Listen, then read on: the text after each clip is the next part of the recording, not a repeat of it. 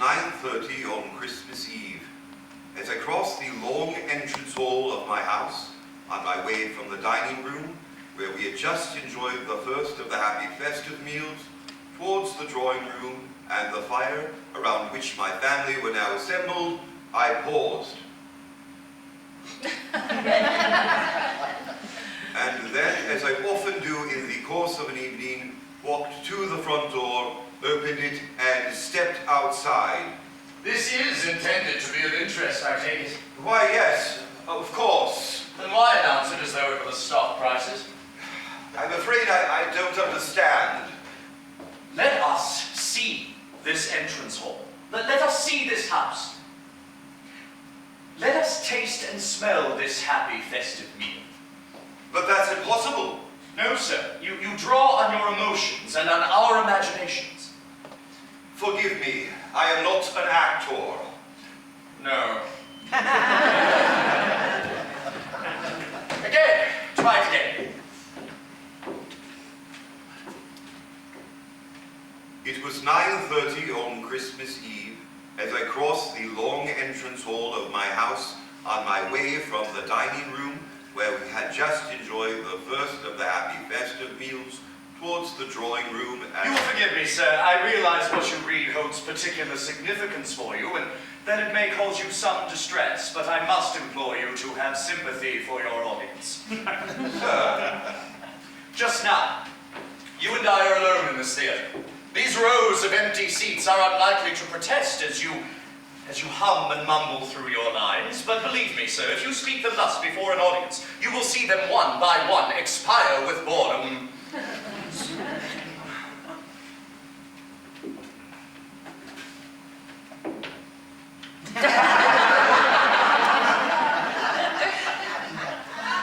It was 9:30 on Christmas Eve as I crossed the long entrance hall of my house. Long entrance hall? That's right. Why long? Because it is. Have sympathy for your audience. Are they interested in its length? I apologize. I'm clearly wasting your time. Stay where you are. This is a foolish adventure I should never have come. But you have. And you have paid me for the day. I have no intention of not giving you full value. But No, sir. Attempt to leave and I will leap upon you and compel you to recite the sonnets in their entirety. We will make an Irving of you yet. I have no desire to be an Irving. All I wish, implore, is that this tale of mine be told and laid to rest, God willing, so that I may sleep without nightmares. Yes, which is why you came to me. Yes. As one who is practiced in these things. Yes. And as one who will impart to you the rudiments of public speaking. Who can offer you advice as to expression and delivery, and above all, instill in you the confidence to stand up here and make a go of it. Confidence? Yes, sir, confidence. Now, 9:30, Christmas Eve, crisp air, crackling fires, children asleep with stockings at their beds. A happy family, contented, delighted, and above all, at peace.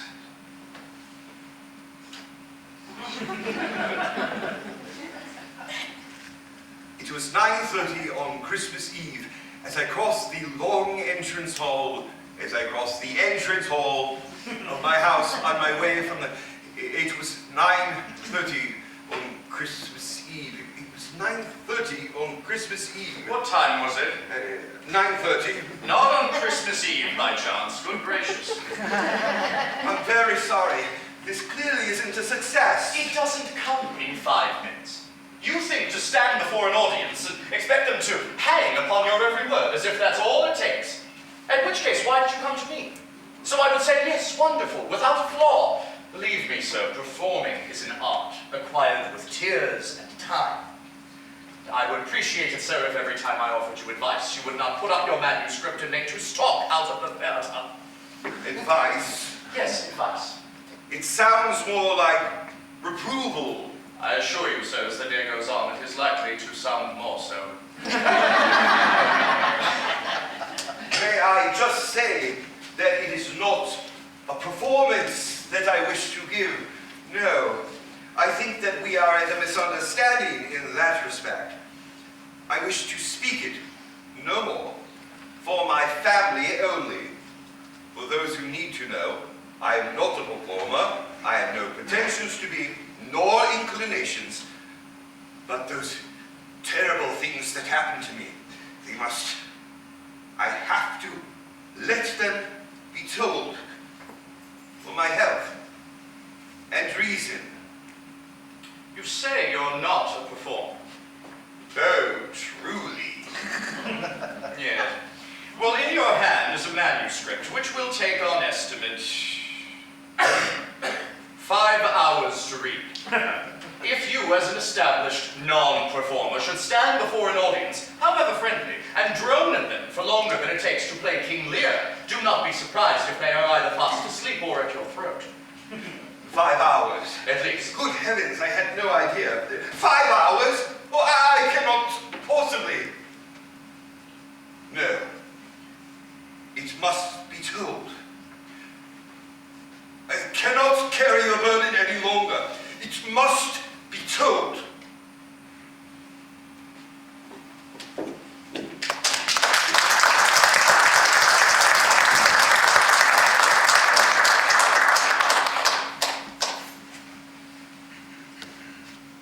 It was 9:30 on Christmas Eve. As I opened my front door and stepped outside, I smelled at once, and with a lightening heart, that there had been a change in the weather. All the previous week we had had thin, chilling rain, and a mist that lay low about the house and over the countryside. My spirits have, for many years, been excessively affected by the weather. And now, the dampness and the fogs had stolen away like thieves into the night, and the sky was pricked over with stars, the full moon rimmed with a halo of frost. Upstairs, 3 children slept with stockings tied to their bedposts. There was something in the air that night, that my peace of mind was about to be disturbed and memories awakened I had thought forever dead. I had naturally no idea that I should ever again renew my acquaintance with mortal dread and terror of spirit would have seemed at that moment impossible. I took one last look at the frosty darkness, sighed contentedly, and went inside to the happy company of my family. At the far end of the room stood the tree, candlelit and bedecked, and beneath it were the presents. There were vases of white chrysanthemums, and in the center of the room, a pyramid of gilded fruit and a bowl of oranges stuck all about with cloves, their spicy scent filling the air and mingling with the wood smoke, to be the very aroma of Christmas. I became aware I had interrupted the others in a lively conversation. "We're telling ghost stories, just the thing for Christmas Eve." And so they were, vying with each other to tell the horridest, most spine-chilling tales.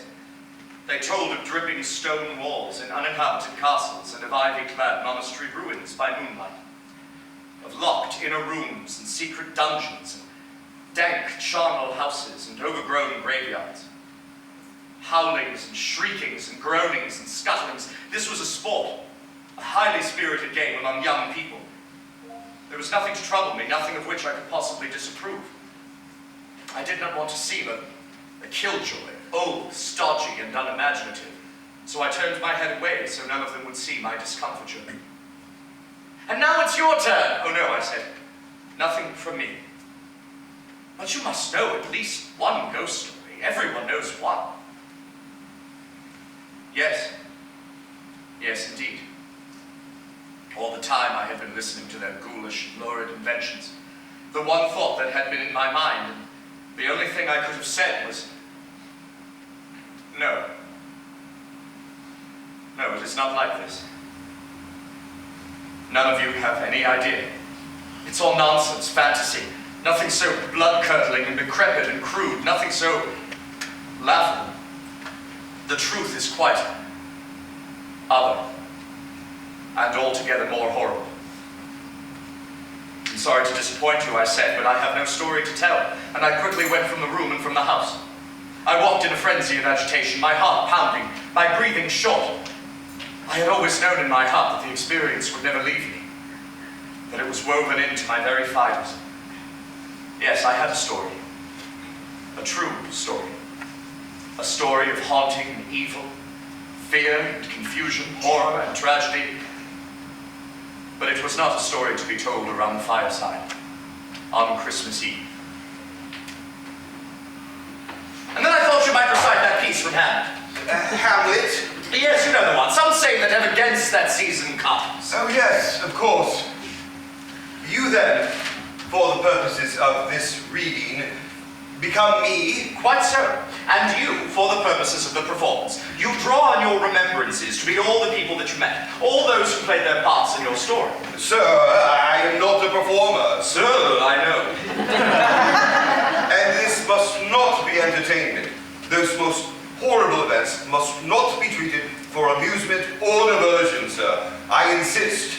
And I insist that you consider your audience. No matter how horrid, if your tale is to be heard, it must be offered in a form that is palatable.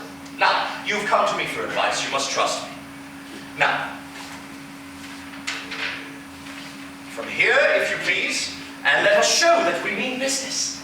Now, your cue is fear, confusion, horror, and tragedy, but it was not a story to be told around the fireside on Christmas Eve. Go! Some say that ever against this season comes, wherein our Saviour's birth is celebrated, this bird of dawning singeth all night long. And then they say, no spirit dare stir abroad, for the nights are wholesome, that no planet strike, no fairy takes, no witch hath power to charm. So hallowed and so gracious is that time. Those words came into my head as if from heaven, and a great peace came upon me. I recalled that the way to banish an old ghost that continues its hauntings is to exorcise it. Well then, mine would be exorcised. I would tell my story. I would set it down on paper, and with every care and in every detail I would write my own ghost story. And so that they might know it, and I might be forever purged of it. Relive it through the telling. I prayed a heartfelt, simple prayer for peace of mind and steadfastness to endure as I completed the most agonizing task. The first part, the writing, I have done. Now for the telling. I pray for God's protection on us all.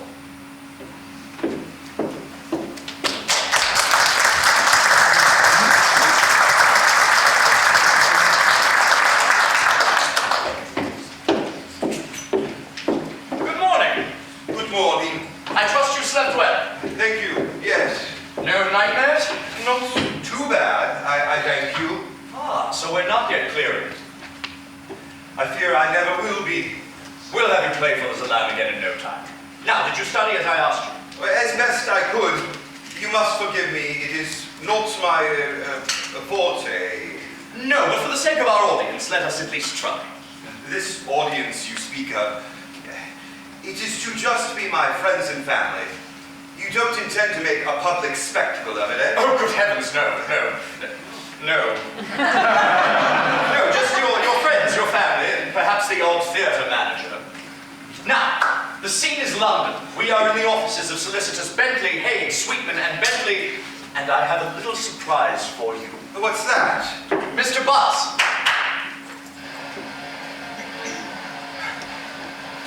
Recorded sound.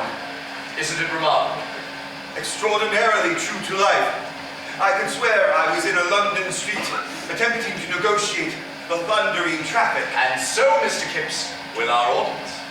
No need to speak of trams and horses and smoke and grime. No need, in fact, for words. Just let the recorded sound be heard, and there they are, transported. But this scene is to be in an office, is it not? Why do we have London's traffic flowing through an office?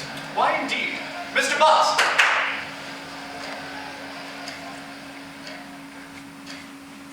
Remarkable. The miracle of science.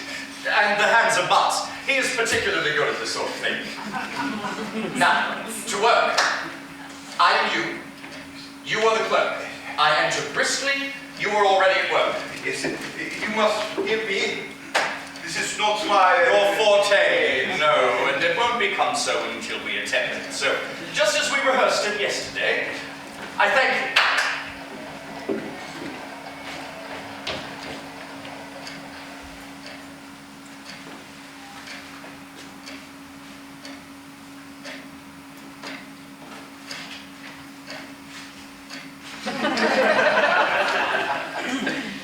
A foul day, Tomes.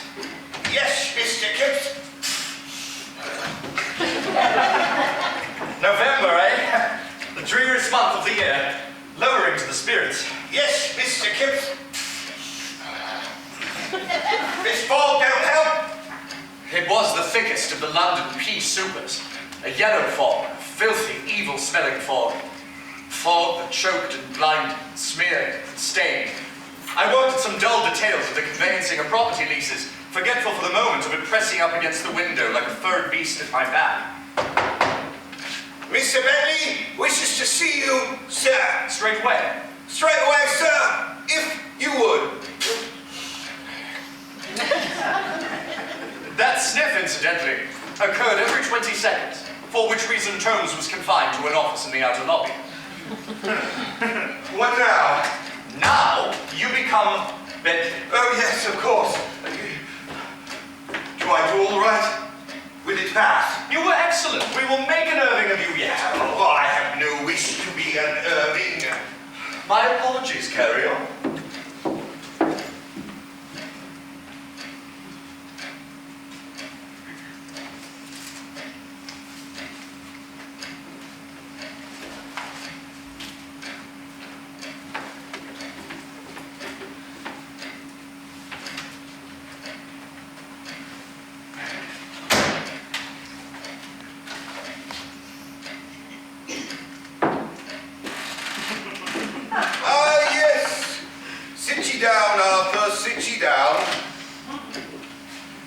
I don't think that I ever told you about the extraordinary Mrs. Drablow. Mrs. Drablow? Mrs. Alice Drablow of Eel Marsh? Dead, don't you know? Ah. I inherited Mrs. Drablow from my father. Their family has had their business with this firm for, Oh, yes? extraordinary age. 87. That's her will you have there, I take it. Mrs. Drablow was, as they say, a rummin. Have you ever heard of the 9 Lives Causeway? I'm afraid not. Nor ever of Eel Marsh? No, sir. Nor ever visited that county at all, I suppose. Well, living there, anyone might become a rum. I've only a hazy idea of where it is.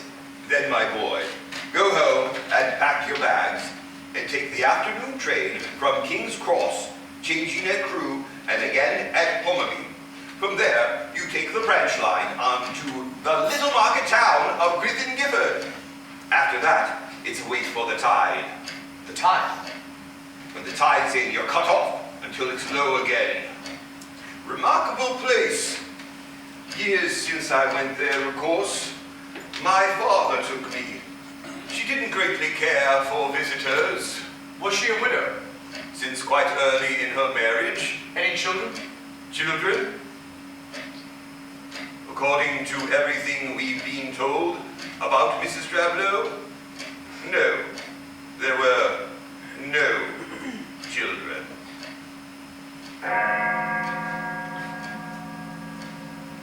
Did she have a good deal of money or land? She owned her house, of course, and a few properties in Crythin, Gifford, shops with tenants, that sort of thing. There was a poor sort of farm, half underwater, and the usual small trusts and investments. Well, then it all sounds pretty straightforward. It does it not? May I ask why I'm to go there? To represent this firm at our client's funeral. Yes, of course, sir. I'd be perfectly happy to attend Mrs. Drablow's funeral, naturally. There is a bit more to it than that. The will. I'll give you the documents to read on your journey. But principally, you're to go through her documents, her private papers, wherever they may be, whatever they may be, and bring them to this office.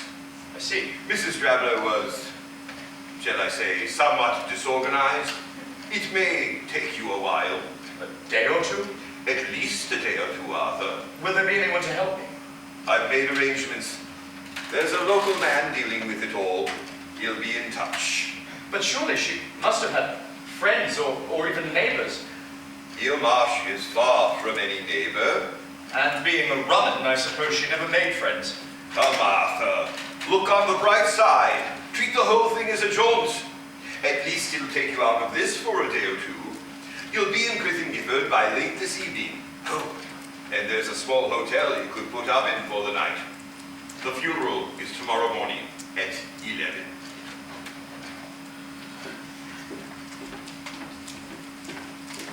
I had to inform my landlady that I would be away a couple of nights, and to scribble a note to my fiancée, Stella, whom I'd hoped to be married to the following year.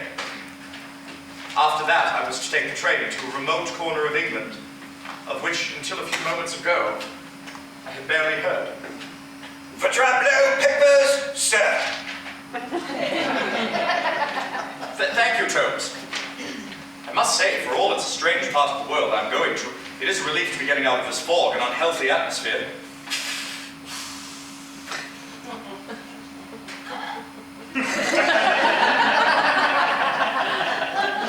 And you still feel unsure about whether or not to go through with this? Oh, certainly. In spite of having performed as you have just done. Well, there are so many things that we cannot represent. How do we represent the dog? The causeway? How the pony and the trap? With imagination, Mr. Kipps, ours and our audiences. Oh, well, I would be obliged if you would inform me how imagination will create a pony and a trap upon this stage. Ah. Here, pony. Me. And here, trap. What could be clearer? Doesn't instantly say trap to me. No, but you ride it, don't you? And with a whip and with the recorded sound of a pony's hooves, I assure you, sir, nothing in the world could say it more clearly. Except a pony and a trap. Let us not be finicky, Mr. Kipps.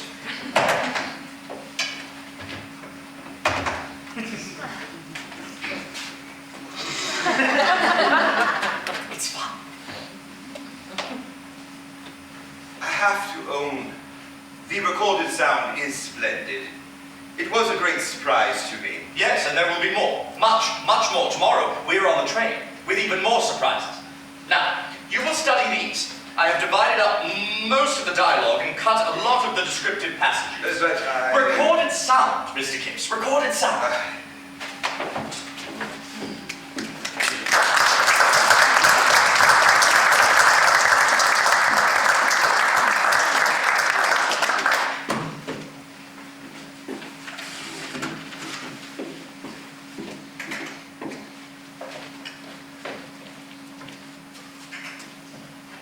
Das ist Grüße.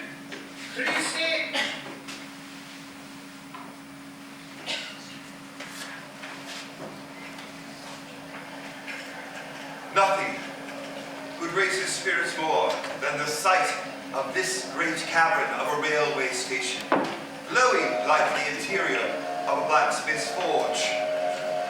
Beyond the windows it is quickly dark, and when the carriage blinds are down, all is cozy and enclosed as a lamplit study. Das ist Station. Passengers for Romerley, please change here. At Crewe, he changes with ease, noting that the tracks veer off to the east as well as heading north. It is only when he comes to change again at the small station at Hummerby that things begin to be less comfortable. Here, the air is a good deal colder and blowing in gusts from the east with an unpleasant rain upon its breath. And the train in which he is to travel the last hour of his journey is ancient and comfortless.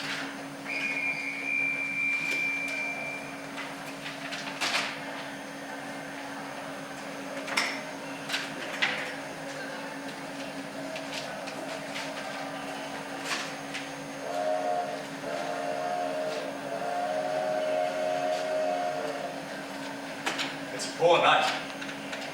It seems I've exchanged one kind of bad weather for another. I left London in the grip of an appalling fog, and up here it seems to be cold enough for snow. That's not snow. The wind will blow itself out and take the rain off with it by morning. I'm very glad to hear it. But if you think you've escaped the fog by coming up here, I'm afraid you're mistaken. We get bad frets in this part of the world. Frets? Aye. Frets. Sea frets. Sea mists. They come up in a minute from the sea to the land. 1 minute, it's as clear as a June day. The next, terrible. But if you're staying in Crythin, you won't see the worst of it. I am staying there tonight at the Gifford Arms. I had intended to go out and see something of the marshes later. Mrs. Drablow. Drablow. Don't tell me you're a relative. No, I'm her solicitor. Ah, bound for the funeral. I am. You'll be about the only one who is. I take it she was something of a recluse. Well, I suppose that is sometimes the way with old ladies. They grow eccentric and turn inward. I suppose it comes from living alone. I dare say it does, Mr. Kipps. Arthur Kipps. Samuel Daly. And when you live alone in such a place as that, it becomes a good deal easier. Come now, you're not going to start telling me strange tales of lonely houses. No, I am not. Well, all I can say is it's a sad thing when someone that old can't rely on a few friendly faces to gather around at their funeral. How far have we to go? 12 miles. It's a far-flung part of the world. We don't get many visitors. I suppose because there isn't much to see. Well, that all depends on what you mean by nothing. But you'll find everything hospitable enough in Crythin. For all it's a plain little place, we tuck ourselves in with our backs to the wind, and we carry on with our business. Should you need anyone? Oh, thank you. I doubt I shall. I'm sure whatever help I need a local agent will provide. And I don't intend to be here more than a day or two. But I thank you.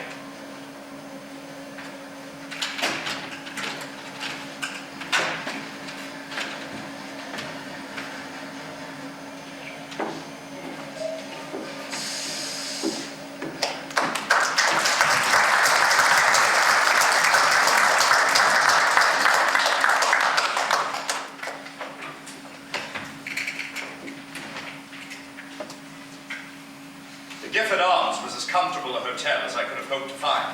My spirits rose as I began to feel more like a man on holiday than one come to attend a funeral. My dear Stella.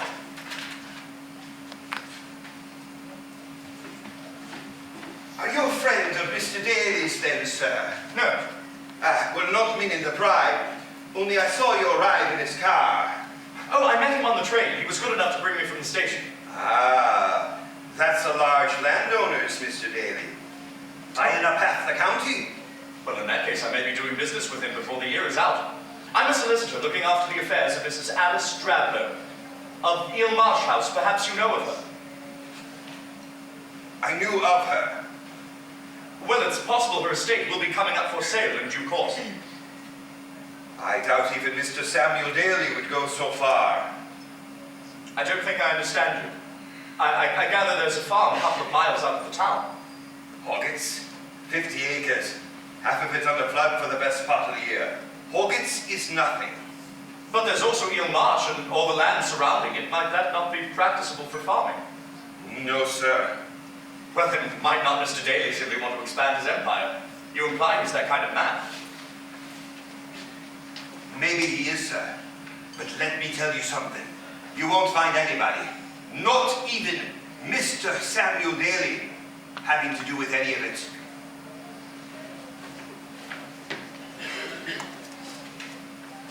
I wish you good night, sir. We can serve you breakfast any time in the morning to your convenience.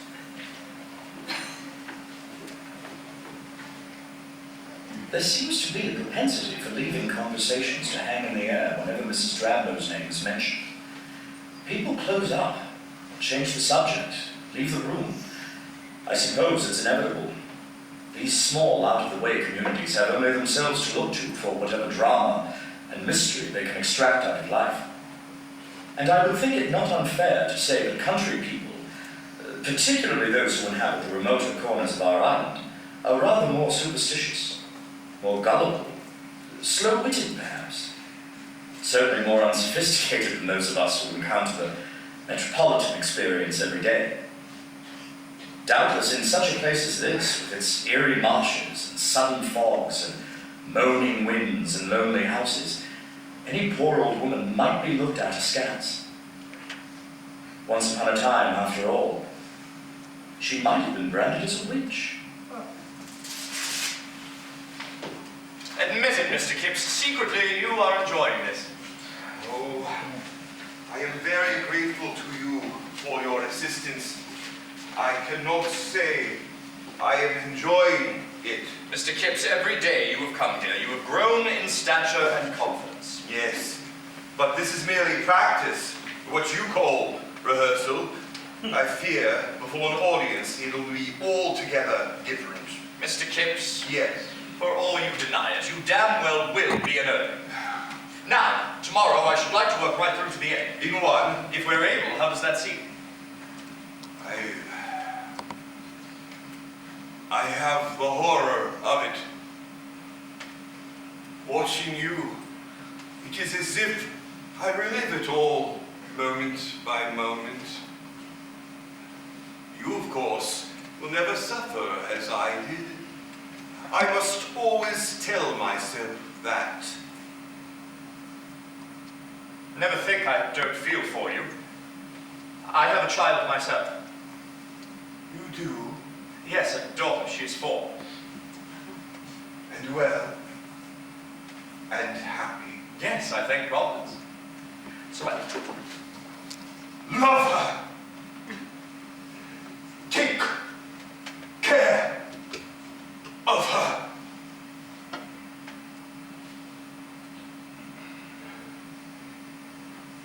Yes. Well, tomorrow, let us be done with it. And all being well, tomorrow, I shall have a surprise for you. Excellent. You have a theatrical's instincts, Mr. Kipps, if not his enthusiasm.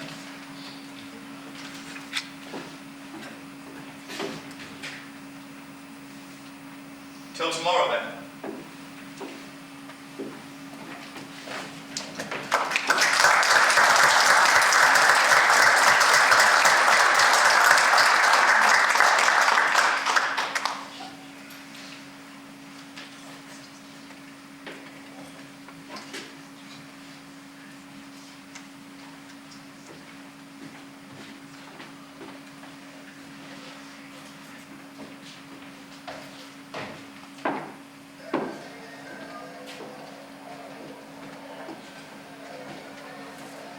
Mr. Kipps, Yes?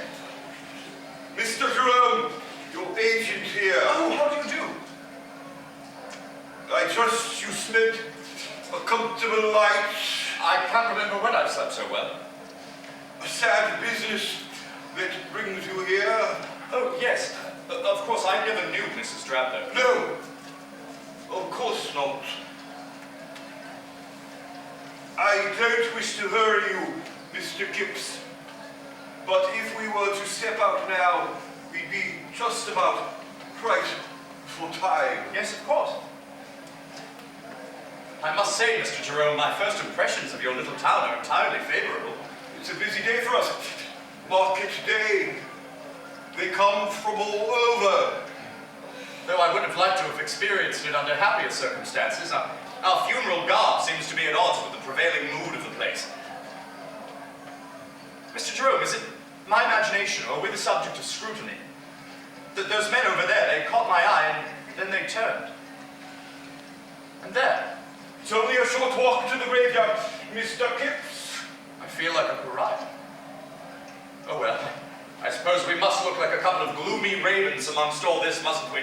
You and I, Mr. Jerome, are the spectres at the feast. Oh.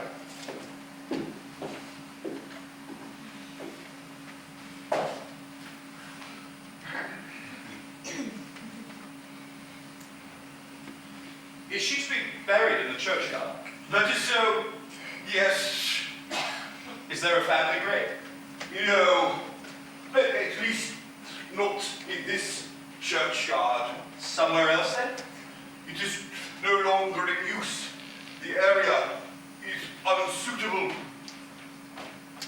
I'm afraid I don't understand.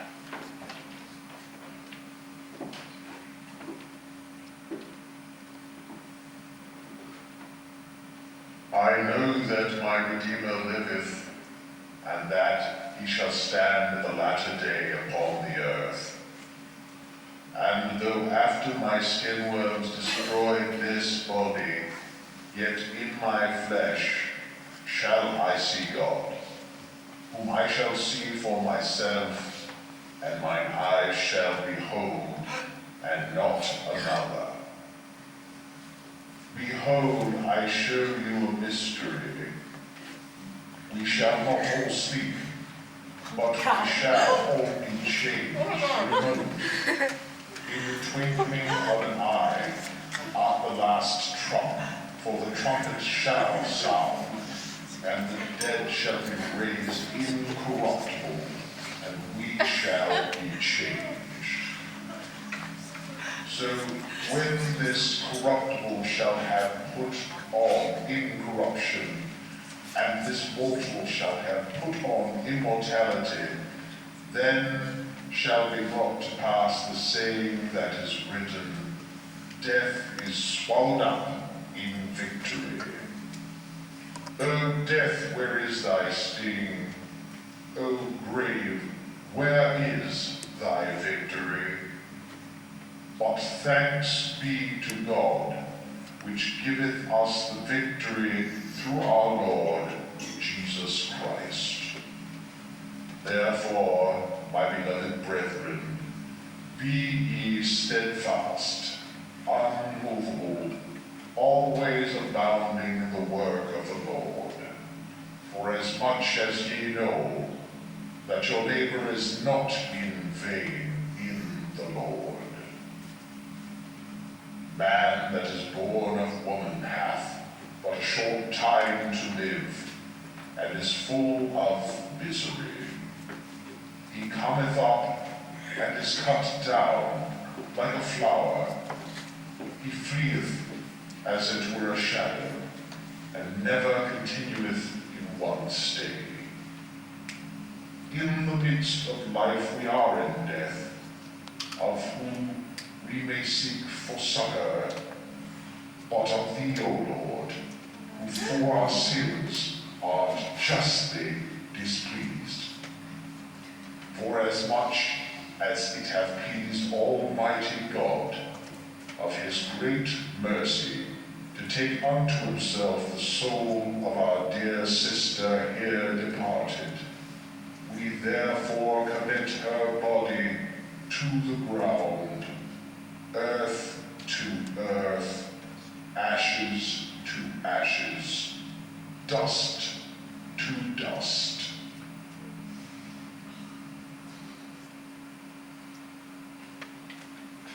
A very poignant ceremony.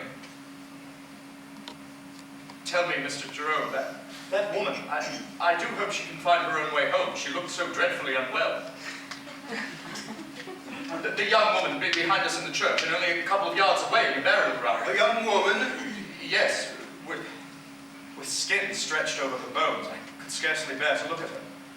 She was thin. She wore a bonnet type of hat, I suppose to try to conceal as much of her face as she could. Poor thing. Mr. Jerome, is anything the matter? You look unwell.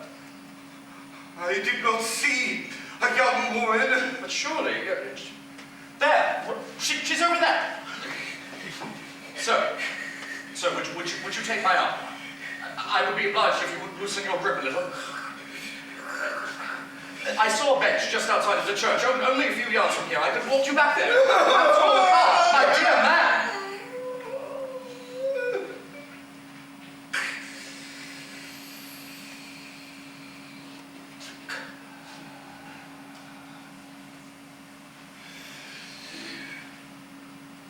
I apologize. I am so sorry. It was nothing. absolutely nothing. I think that it would be best if you would walk me back to my offices on Penn Street off the square. If you're sure. Quite sure. Come. You quite worried me just now. I apologize. It was nothing. Passing faintness. I gather you want to take me over to Eel Marsh House later. No. I shall not go there. You can course any time after 1 o'clock. Mr. Keckwick will come for you. He has always been the go-between to that place. I take it you have a key? Yes. You will find Mr. Keckwick perfectly obliging, although not very communicative. Oh, I'm getting rather used to that.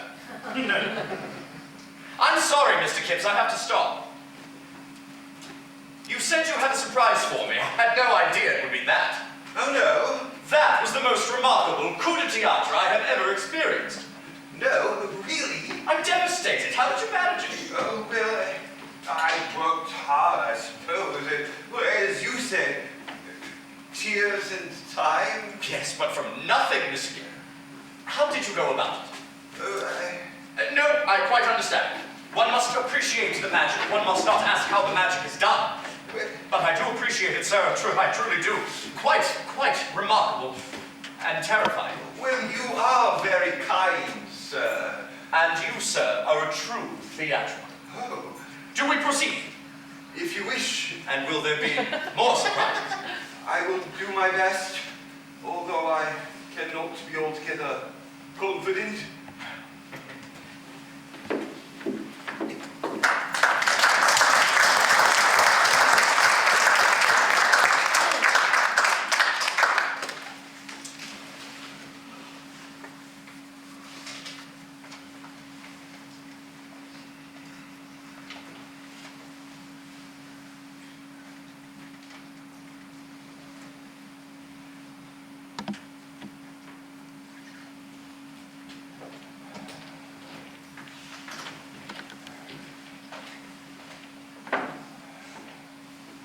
Mr. Kipps, Yes?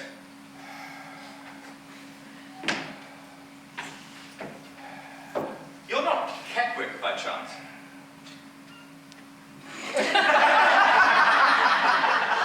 Delightful. I was expecting a car.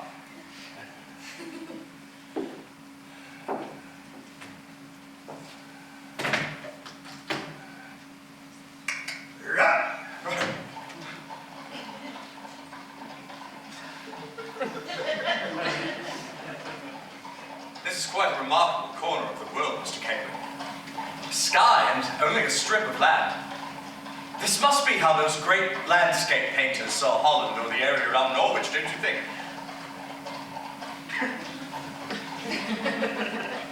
No clouds at all today, though I can imagine how magnificent that brooding area of sky would look, with grey scudding rain lowering over the estuary. It's quite startlingly beautiful. Wide openness of it, the vastness of the sky. I would have traveled 1,000 miles to see this. And that, I take it, is the Nine Lives Causeway. Up ahead, the water gleamed like metal, lying shallowly over the sand. A narrow track led directly forward, and I could see how, when the tide came in, it would quickly become submerged and untraceable. And then I looked up, and I saw, as if rising out of the water itself, a tall, gaunt house of grey stone with a slate roof.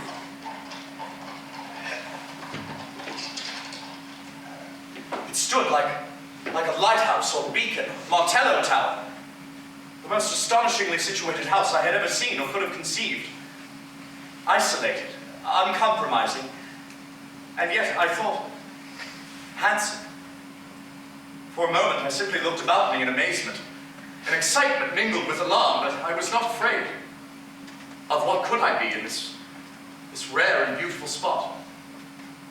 The wind, the marsh birds crying, reeds and still water. Tell me, how long will the causeway remain passable? Till 5. Listen, it would be quite ridiculous for you to be bringing me back to and fro twice a day.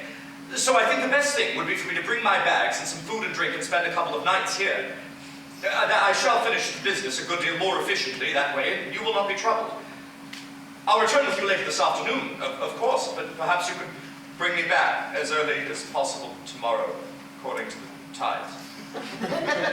Or perhaps you prefer to wait for me here, though I shall be a couple of hours. You know what suits you best.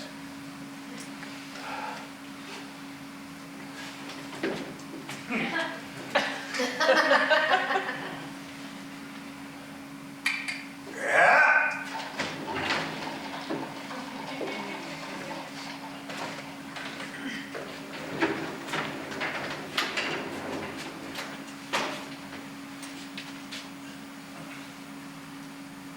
And so, imagine if you would, this stage an island, this isle a causeway, running like a ribbon from the salt marsh to the sea, the only link between the gaunt grey house and land.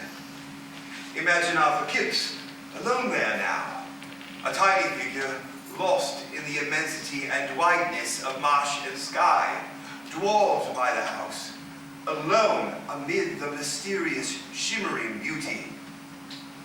He feels the key in his pocket, but does not go inside. Instead, he walks away from the house, towards the fragmentary ruins of some old church or chapel. To the west, on his right hand, the sun is already beginning to slip down in a deep, wintry golden red orb.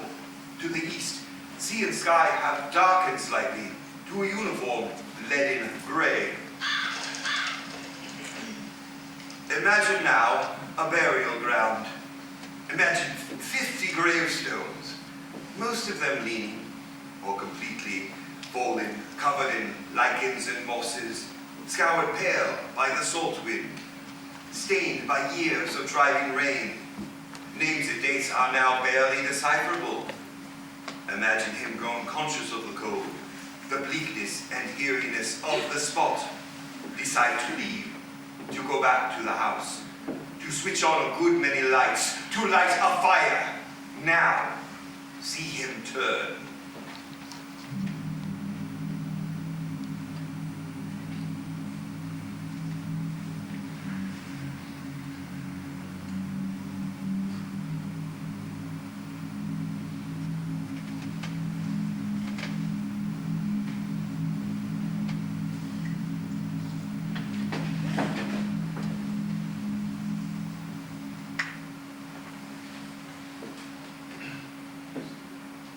Beyond the wall, the grass gave way to sand and shallow water. The marshes and the salt flats stretched until they merged with the rising tide. I could see for miles, but there was no sign at all of the woman in black, nor any place she could have concealed herself. I did not believe in ghosts.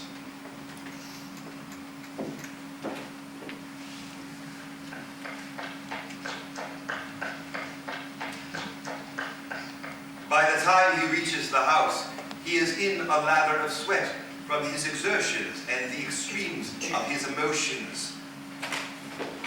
For a long time, he does not move from the dark wood-paneled halls. He wants company, and he has none. He wants lights. He needs reassurance. But more than anything else, he needs an explanation, for he does not believe in ghosts. Out on the marshes just now, I saw a figure whose form was quite substantial, and yet, oh God, her face, a desperate, yearning malevolence, filled me with a kind of indescribable loathing and fear. And she vanished in a way that no human being could possibly manage to do. I did not believe in ghosts. What other explanation is there?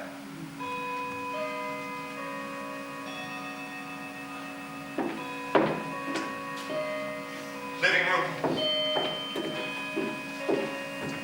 Dining room. Staircase. Kitchen, scullery.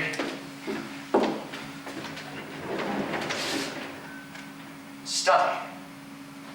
Nothing unpleasant, no shades of Miss Havisham, no rubbish piled in corners, no half-starved dogs or cats. A damp, sweet, sour, musty smell there is, but is that remarkable in a place situated as is this one? Furniture, dark, old-fashioned. Books, pictures, bureau, writing desk, bureau. Papers in bundles, in boxes, letters, receipts, legal documents, notebooks, papers, all of which he must examine. A huge task, and one in which there is little point in starting now. It is too late, and he is too unnerved. How one old woman spent day after day, night after night in this house I could not conceive. I should have gone mad. He decides to leave the place until the following morning. It will be an hour before Keckwick returns, and if he steps out well, he will be back in Crythin, Gifford, in time to save him from the turning out. The causeway is still visible, the roads back are straight, and he cannot possibly lose himself. Imagine him now striding ahead, small and insignificant in that vast landscape. As he walks, he summons up the image of the black-robed figure. He persuades himself she had not vanished as he thought, but that there must have been some sort of slope or dip into which she had concealed herself, for he does not believe in ghosts. He puts her from his mind and walks on, struck by the absolute indifference of sky and water to his presence. Then, from his reverie, he becomes aware that he cannot see for more than a few yards ahead, and that behind him, Eel Marsh house is quite invisible. Thick, damp sea mist. Cobwebby and impenetrable.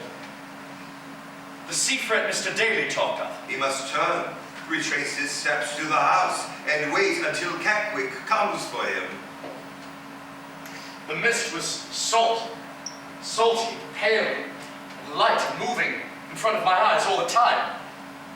I felt confused, teased by it, as though it were made up of millions of live fingers that crept all over me, hung on to me, and then shifted away again. Step by slow step he goes, baffled by the moving, shifting mist, praying to reach the house, a nightmare walk until...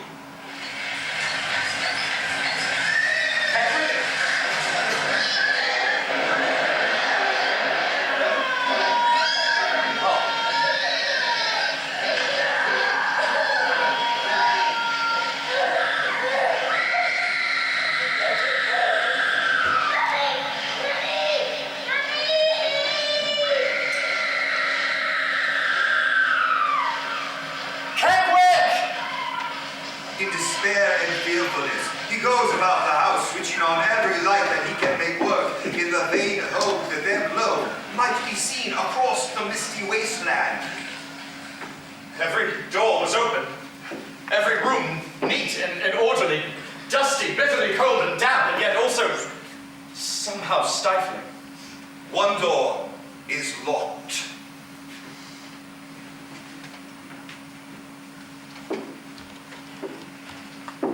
At the far end of a corridor that led away from 3 bedrooms on the 2nd floor.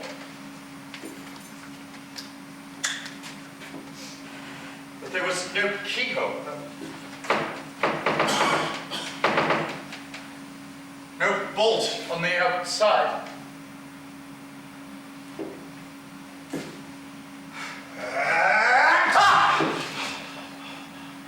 You have to wait for a fret like that to clear itself. There's no crossing well for frets up. Unlucky for you, that was. And then there's a wait for the tide. Awkward place. You'll be finding that out fast enough. What time is it? Nigh on to. I wouldn't have expected you to come back at that hour. It's very good of you. Oh, I wouldn't have left you here overnight. Wouldn't have done that to you.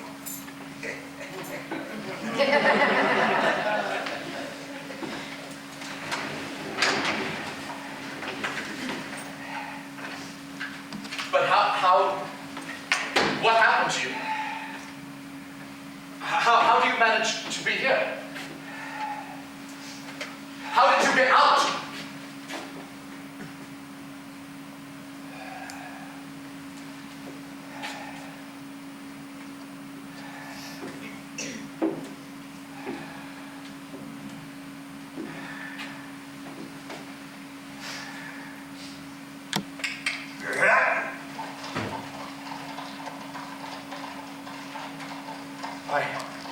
I fell into a sort of trance, half sleeping, half waking, rocked by the motion of the cart. I knew I had entered into some hitherto unimagined realm of consciousness, and there was no going back. The woman by the graves had been ghostly, I now not believed, but knew, for certainty lay deep within me. And I began to suspect that the pony entrapped with the child who had cried out so terribly and had been sucked into the quicksand, they too had not been real, not substantial, but ghostly as well. What I had heard, I had heard as clearly as I now hear the rolling of the cart and the drumming of the pony's hooves. And what I had seen, the woman in black by the grave of Mrs. Drablow, and again in the old burial ground, I had seen. I would have sworn that on oath, and yet they had all been, in some sense I did not understand, unreal, ghostly things that were dead.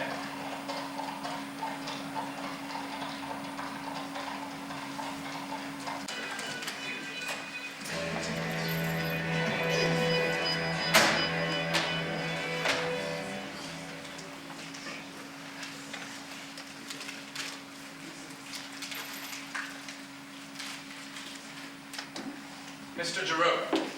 Ah, yes, could you come in? I trust you're fully recovered from your experience at Mrs. Drablow's funeral. Thank you. Yes, I thank you. No doubt you're wondering why I'm here. You see, I had no idea, I don't know whether or not you had, of the volume of papers belonging to Mrs. Drablow. There's tons of the stuff, and I've no doubt so much waste. But it will have to be gone through item by item, so unless I'm able to take up residence in Crythin Gifford for the foreseeable future, I shall have to have some help. I'm afraid I cannot offer you any help, Mr. Gibbs. Oh, no. I wasn't suggesting that you that you do anything, but perhaps you have an assistant.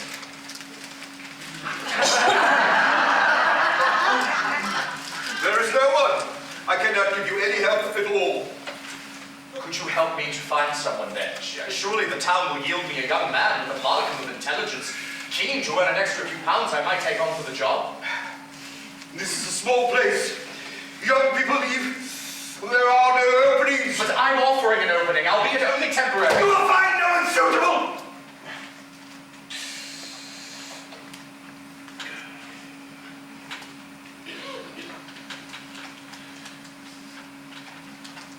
Mr. Jerome, what you mean to say is not that no one is available, that no young person or old person could be found. You are backing away from speaking the truth of the matter, which is that I will not find a single soul willing to spend any time at Eel Marsh house for fear of the stories about the place proving true, for fear of encountering what I have already encountered. Keckwick came for you. Yes, I was more grateful than I can say. There is nothing that Keckwick does not know about Eel Marsh. Do I take it he fetched and carried for Mrs. Drablow? She saw no one else, Not another living soul? There are stories, tales. There's all that nonsense. You can discount most of it. Yes. but not all. You saw that woman in the churchyard? I saw her again in the old burial ground. I'm not going to be frightened away by a ghost or several ghosts, Mr. Jerome. My work has to be done, and I doubt if the woman in black could have any animosity toward me. I wonder who she was, or is. I hardly know how to refer to her. But I must face it out, Mr. Jerome. Such things one must face. So I said,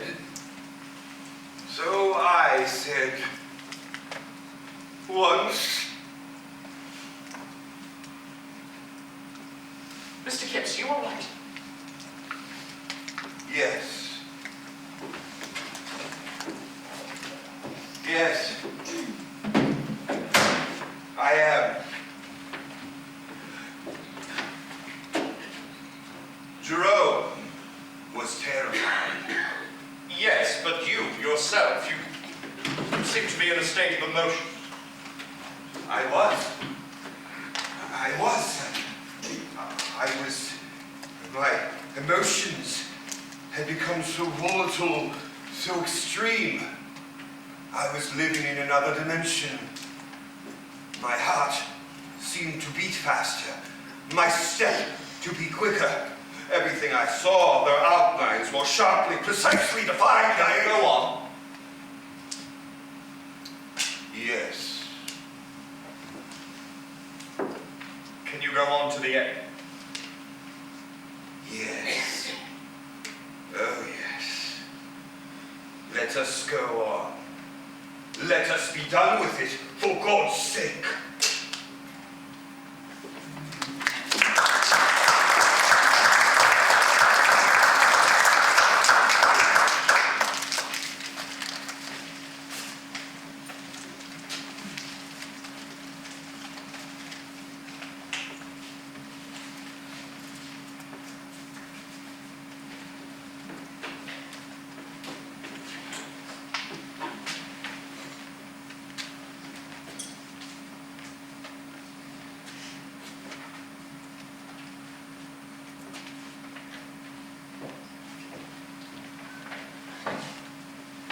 Mr. Daly!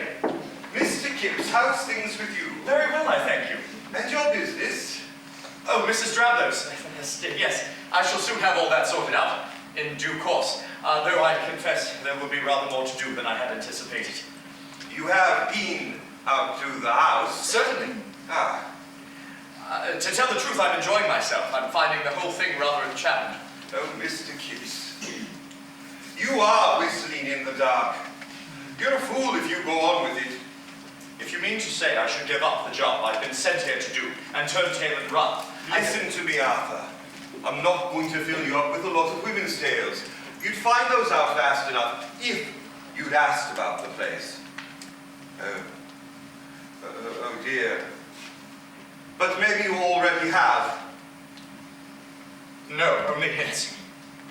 And Mr. Jerome turning a little pale. But you have been out to the house. Yes. Yes, I went there and I had an experience I shouldn't care to go through again. For you see, Mr. Daly, I've seen whatever ghost haunts Eel Marsh. A woman in black with a pale, wasted face. I have no doubt that she is what people call a ghost. That she was not a real, living, breathing human being. She did me no harm. She neither spoke to me nor came near me. I did not like the look of her. I liked the power that seemed to emanate from her toward me even less. But I've convinced myself it is a power that cannot do more than make me feel afraid. So if I go there and I see her again, I shall be prepared. And the pony and trap. So you know of that? Now, I won't run away. we shouldn't go there. I'm afraid I am going. We shouldn't go there alone. It seems I can find no one to come with me. No, and you will not. Good God, man, Mrs. Drablow lived there for 60-odd years to a ripe old age. Surely she must have come to terms with all the ghosts about the place. Aye, maybe that's just what she did do. But you're set on it. I am. Then take a dog. I haven't got a dog. I have. You take her, and you bring her back when you're done with her. Will she come with me? Oh, she'll do as I tell her. Go over with that nice little man over there. What's her name? Spider. Yes, thank you, Mr. Daly. I confess I'll be glad of her company. Come, girl. Spider.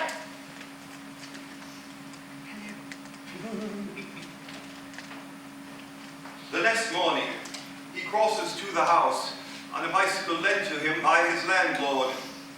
The little dog Spider bounds behind.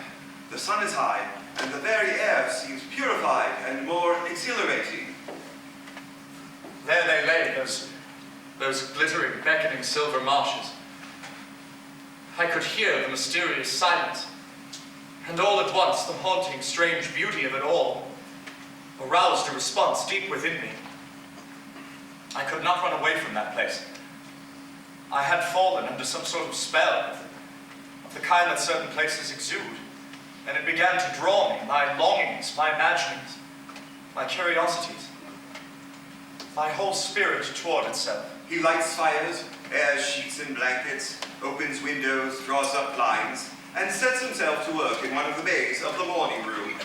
Good Lord, Spider, have you ever seen a more worthless collection of papers? I do believe Mrs. Drablow kept every bill, receipt, and Christmas card she ever received. There's even shopping lists here, would you believe? It was pretty tedious going, but he persevered patiently enough, untying and cursorily examining bundle after bundle of worthless old paper before tossing them aside.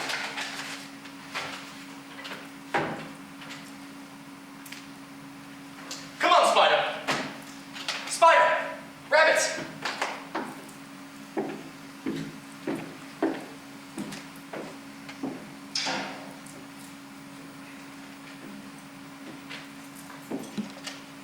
The last time I was here among these graves, I saw a woman.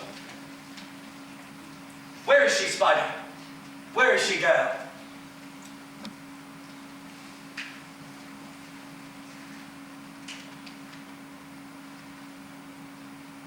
In loving memory of something N-E-T Humphrey and of her beloved I-E-L Drablow 1900 something.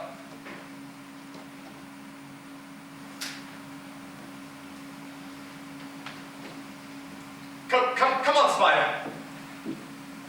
He returns to the house and to his task.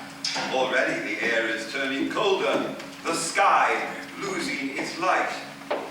On into the evening he works. Spider is an excellent companion, and he is glad of her gentle breathing, her occasional scratching or clattering about in that big empty house. But his main sensation is one of tedium and certain lethargy, combined with a desire to finish the job and be back in London with his dear Stella. Another day or two and we'll be done. It's time for bed, Spider. I wonder if Mr. Daly would let me take you home with me to London. You'd like Stella. I'm not sure whether you'd like London. Good night, Spider.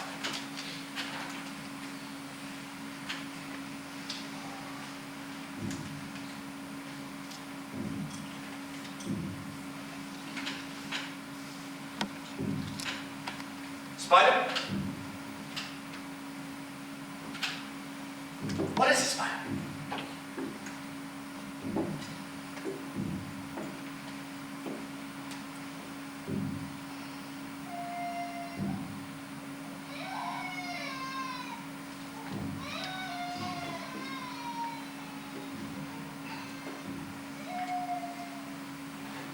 He gropes his way back to his bedroom and looks out.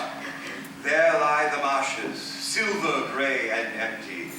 There is the water of the estuary, lying flat as a mere, with the full moon lying upturned upon it. But nothing. No one. The slightest of breezes, nothing more.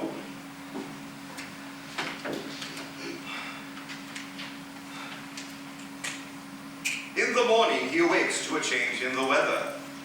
When he looks out, he can hardly see the difference between sky and water, water and sky.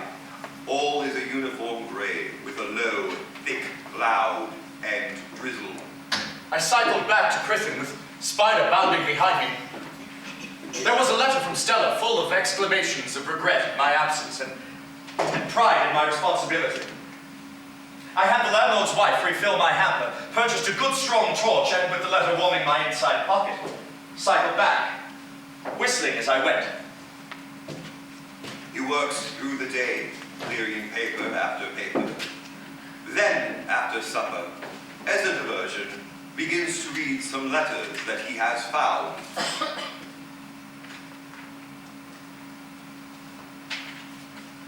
They were dated from February of about 60 years ago in the summer of the following year. They were sent first from a manor house some 20 miles from here, and later from a lodge in Scotland. All were addressed to my dear, or dearest Alice, and signed for the most part J, but occasionally Jennet. The writer, a young woman, and apparently a relative of Mrs. Drablow's, was unmarried and with child. At first, she was living at home with her parents. Later, she was sent away. In Scotland, a son is born to her, and she writes of him with a desperate, clinging affection. Pressure is being put on her to give up the child for adoption. She refuses, saying over and over again that they will never be parted. He is mine. Why should I not have what is mine? He shall not go to strangers. I shall kill us both before I let him go. And then the tone changes. What else can I do? I am quite helpless. If you and Morgan are to have him, I shall mind it less. I suppose it must be. The last letter of all is written in a very small, cramped hand. Love him. Take care of him as your own. But he is mine. Mine. He can never be yours. In the same packet is a simple document declaring that Nathaniel Hairston, infant son of Jennet Humphrey, is become, by adoption, the child of Morgan Thomas Drablow of Eel Marsh House, Crythin, Gifford, and of his wife, Alice.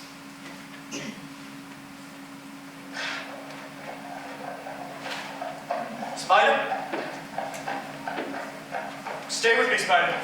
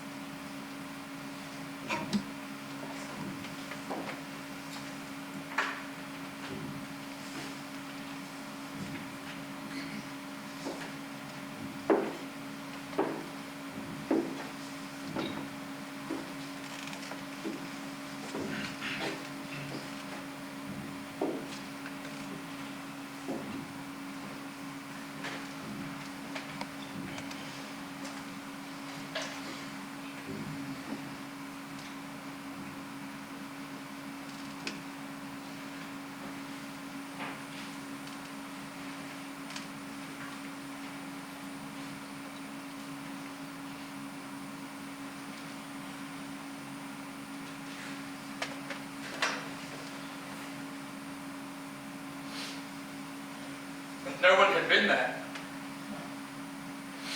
The only way out of the room was through the door I'd just come through, and no one had passed me. It's a child's nursery. A bed in one corner, made up and all complete, with pillows, sheets, and counterpane. Beside it, on the table, a tiny wooden horse and a nightlight. In the chest of drawers are clothes, underclothes, day clothes, formal clothes, play clothes. Clothes for a small boy of 6 or 7. Beautiful, well-made clothes in the style of 60 years or more ago. And toys, most neatly and meticulously ordered or cared for. Lead soldiers arranged in regiments. A farm set out with barns and fences. A model ship, complete with masts and sails of linen.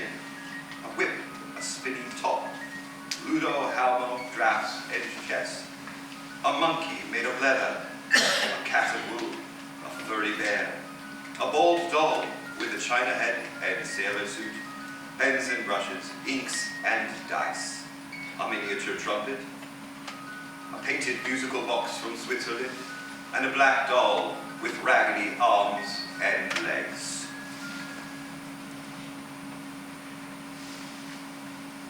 It all looked as though it had been here half a century. Yet, they might have all been played with this afternoon. There was nothing here to frighten or harm me. Only emptiness. A curious air of sadness. Of something lost. Missing. So that I myself felt a desolation. A grief in my own heart. How can I explain it? I cannot, but I remember it as I felt it.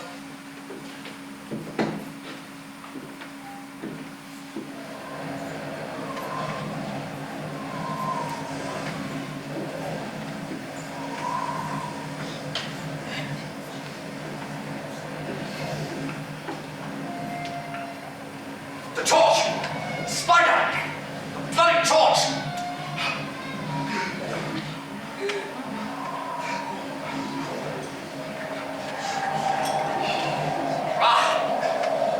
Thank God.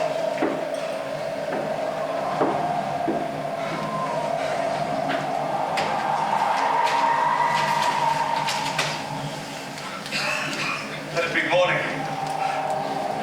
Let it be light.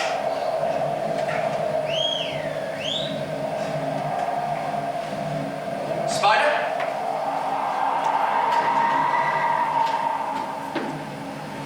Who is it, Spider? Good girl. Before he can restrain her, she is off, as though after a hare, running out of the house, low and fast, and away across the marshes. Spider, come back! Spider!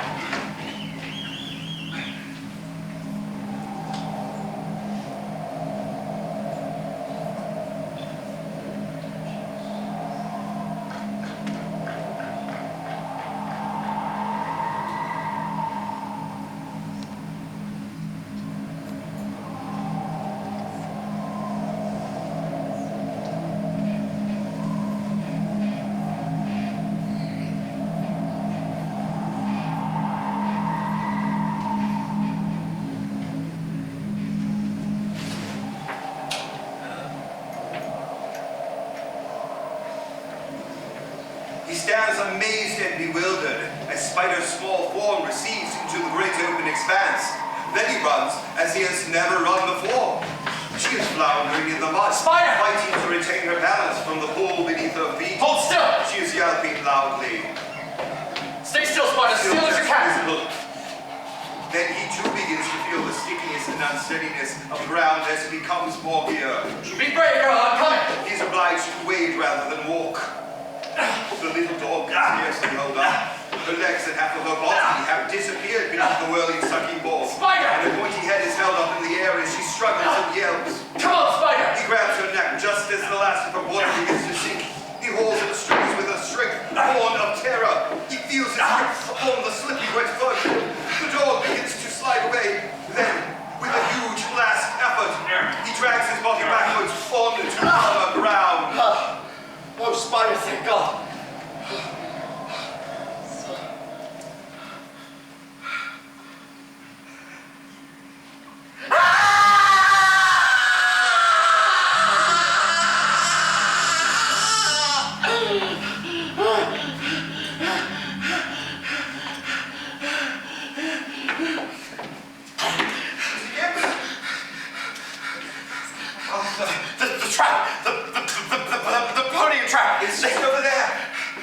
still like to make use of it now and again.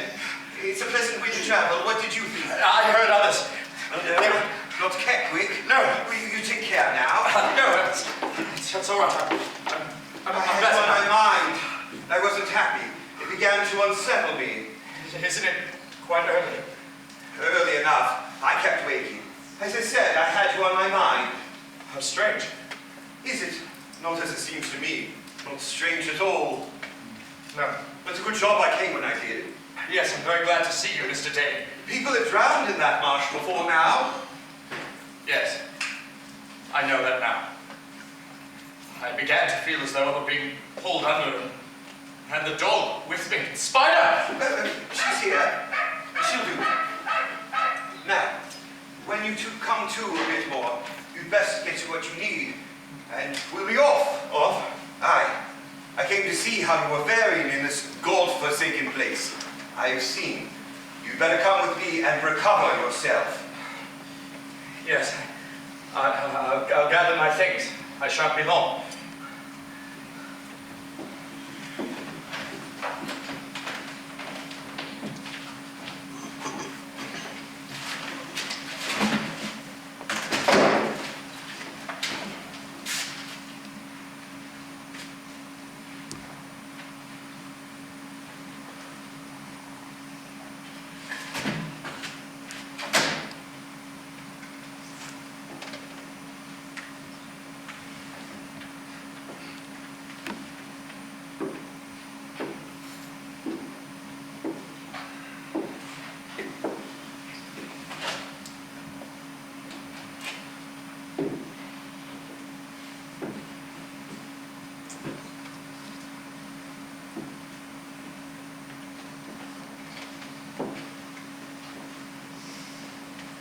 Dear God in heaven. Come on then, Arthur. In you get. We'll be home in no time. Spider. Go on then. Ah, good lass.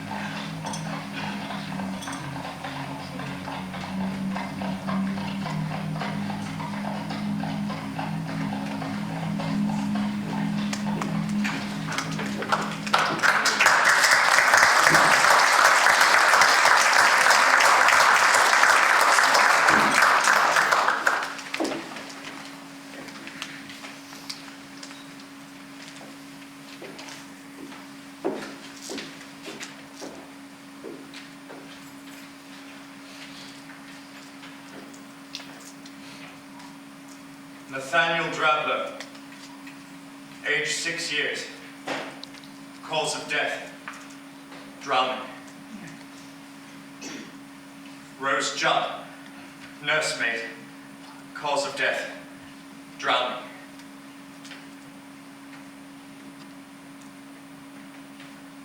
Jennet Eliza Humphrey, spinster, age 36, cause of death, heart failure. Well, you have come a long way since the night I met you on the late train. It feels like 100 years ago. Yes, well, you've been through some rough seas.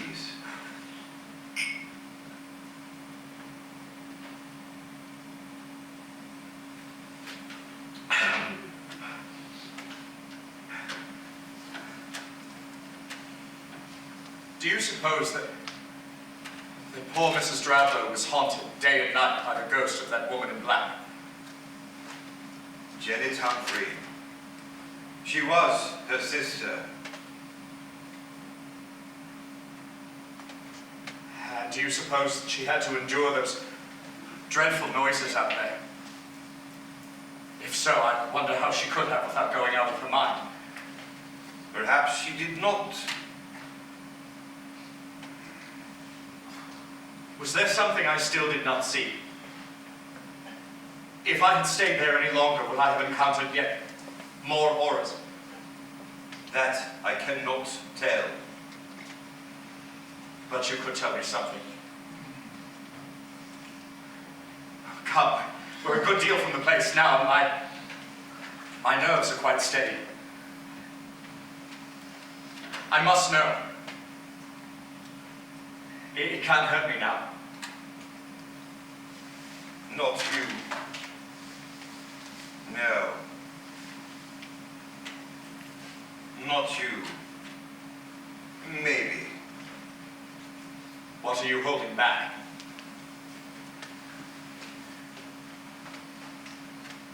You, Arthur, will be away from here. Tomorrow or the next day. You, if you are lucky, will neither hear nor see nor know of anything to do with that damned place again. The rest of us, we've to stay. We've to live with it. With what? Stories, rumors, the sight of that woman in black from time to time, with what? With whatever will surely follow. Sometime or another, Crythin Gifford has had to live with that for 50 years. It's changed people. They don't speak of it. You found that out. Those who have suffered the worst say the least. Jerome, Keckwick,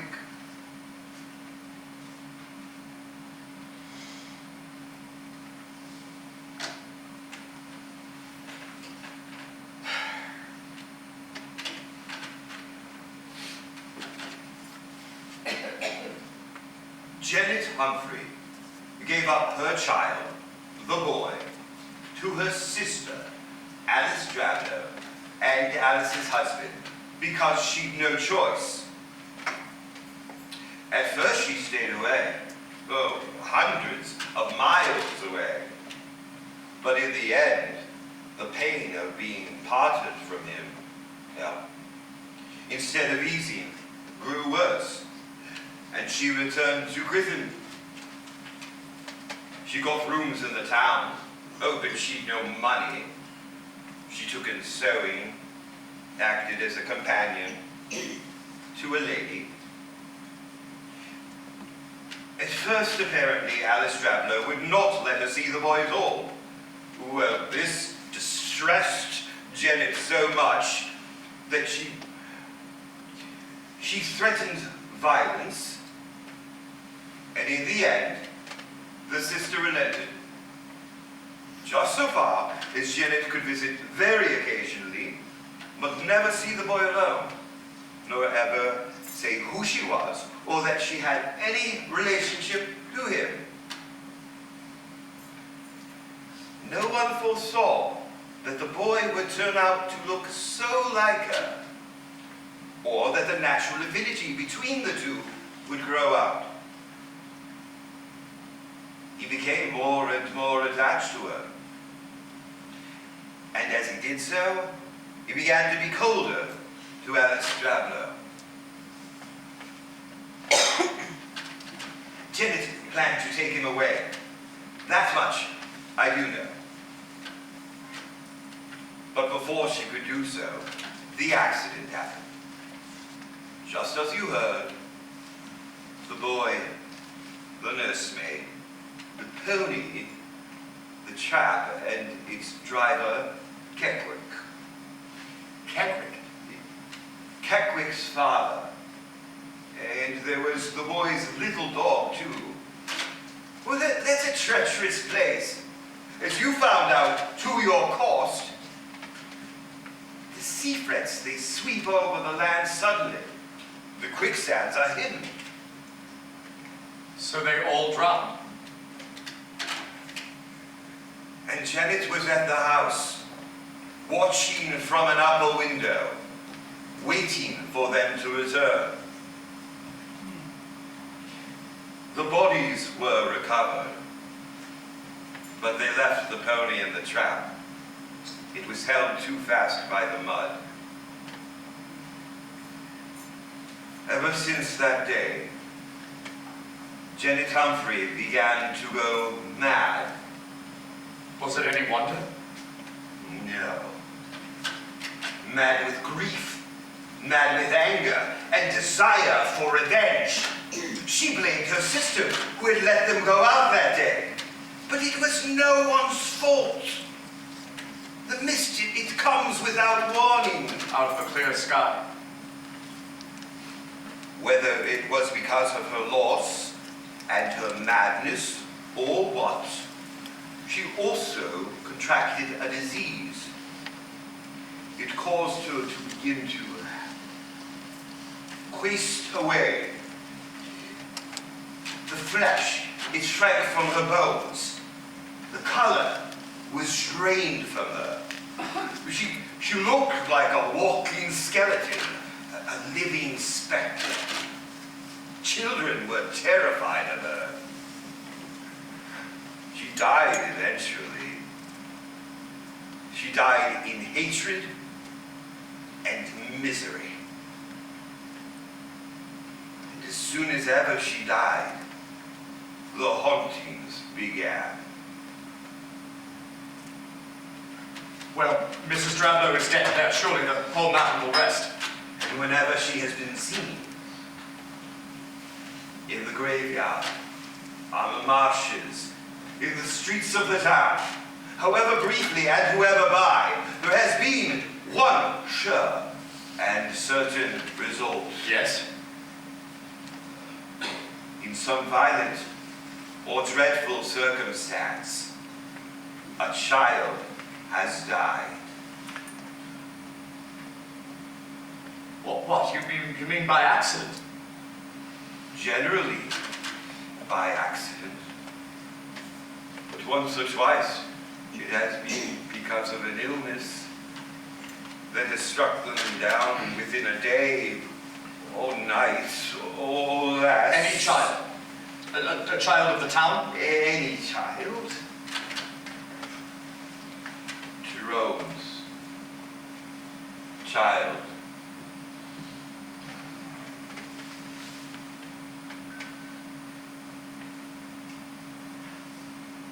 Surely.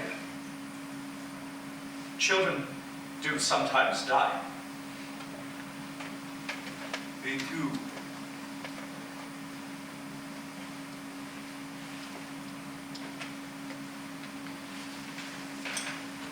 Is there anything more than chance to connect these deaths with the appearance of that woman?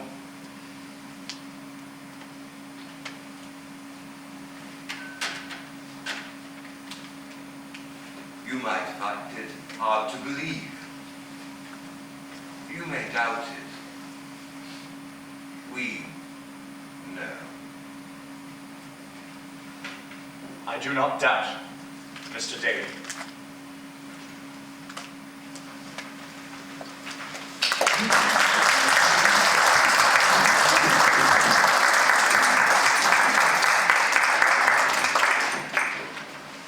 Arthur?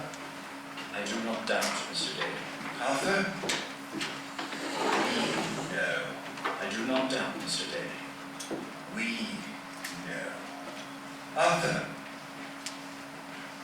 And now it's your turn. I have no story. Foul datums. Dead, don't you know? Have you ever heard of the 9 lives called Stella. Scribble a note to. Dead, don't you know? Minutes, clear as day. Days. Next. There are no papers, sir. You can hardly do otherwise, living there. Is there a family grave? Behold, I show you a mystery. I did not see the young woman dead, don't you know? Get quick, we'll come for you. How did you get out? It was your I brother. wouldn't have left you there overnight. You'll find no one suitable. A woman. So I said once. A woman. Not another living soul. A woman in black. Such things one must face. Whistling. A woman in black with a wasted face. You are whistling in the dark. You shouldn't go there. Drablow. You shouldn't go there. Dead, don't you know? Stella! Alone. But he is mine. Spider? I think my... Spider! Come back. He can never be yours. A child. Stella! Stella! Hatred. Never. Child. He can never be yours. Stella.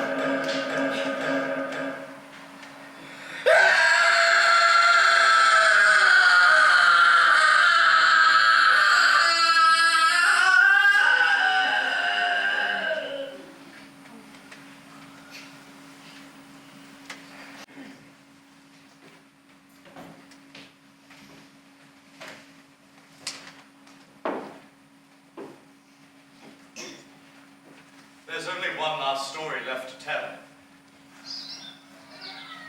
Within a few weeks, Stella and I were married. And a little over a year later, we gave birth to our child. A son, whom we called Joseph, Arthur, Samuel. And Mr. Samuel Daly was his godfather. I never thought of the past. I was filled with peace and contentment in my life. I was in a particularly happy frame of mind one Sunday afternoon the following summer. We had all gone to a large park just outside London. There was a festive, holiday air about the place. Families strolled in the sunshine. Children tumbled on the grass. Stella and I walked with young Joseph, taking a few unsteady steps, holding onto our hands. One of the attractions on offer was a pony and trap, on which rides could be taken. And little Joseph gestured to it excitedly.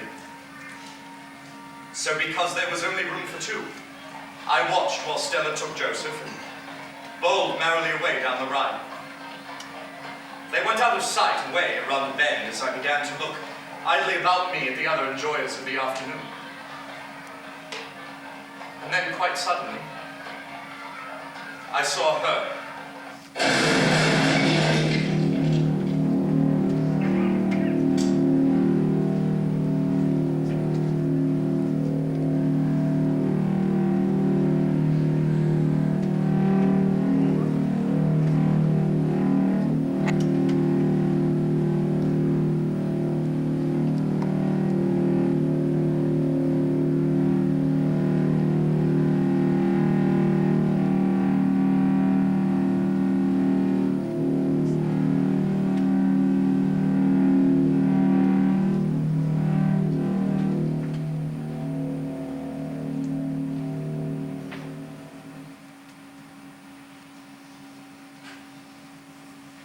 Our baby son had been thrown from the cart, clear against another tree. His body lay crumpled on the grass below it, dead. And 10 weeks later, Stella, too, died of her terrible injuries. I had seen the ghost of Jennet Humphrey, and she had had her revenge. You asked for my story. I have told it. Enough.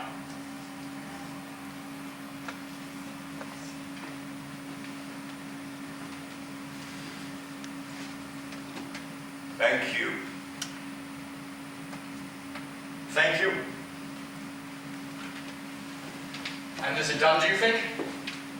Will it now be laid to rest? I pray it will. I thank you for your trouble, your enthusiasm, and your effort. Watching you right now, it was as if I'd watched myself. I imagined my own child. Yes. I pray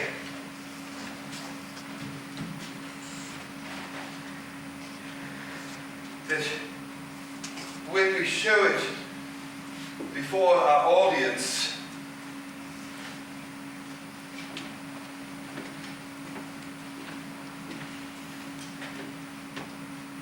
At last it will be done with.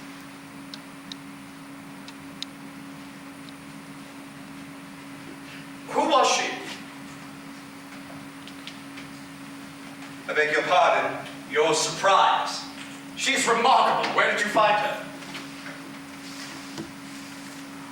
I'm afraid I don't understand. Your surprise, Mr. Kipps. The surprise you found for me. My surprise was that I'd learned my words. Yes, you learned them expertly, but the young woman, the actress, you had her come here and go through her part. Did she? Young woman! Is anything the matter? You look unwell. I did not see